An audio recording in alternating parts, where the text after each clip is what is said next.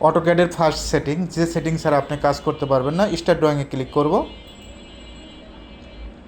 এখন আমরা ইউনিটসগুলো set up করবো। ইউএন লিখে এন্টার। এরকম একটা ইন্টারফেস আসবে। আমরা এখান থেকে ইঞ্জিনিয়ারিং সিলেক্ট করব। কি সিলেক্ট করব? ইঞ্জিনিয়ারিং। প্রিসিশন থেকে 0 ফিট 0 ইঞ্চি। ওকে দিবা। ডি লিখে এন্টার। ডিটা ডাইমেনশন। মডিফাইতে ক্লিক করবা। কোথায় ক্লিক করবা? Modify, primary units. Primary units টেক্সের পরেরটাই প্রাইমারি ইউনিটস। এখান থেকে আমরা ইঞ্জিনিয়ারিং সিলেক্ট করব। প্রিসিশন থেকে 0 ফিট 0 ইঞ্চি। টেক্সে যাবা।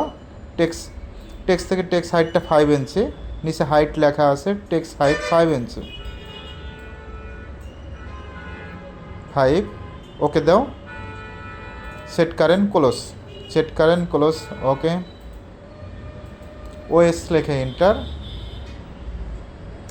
Select all. ওকে। UCS icon, UCS icon, ইউসিএসআইসিওএন, UCS icon interface show করছে। নো লেখে এন্টার। এনও লেখে এন্টার। N O no.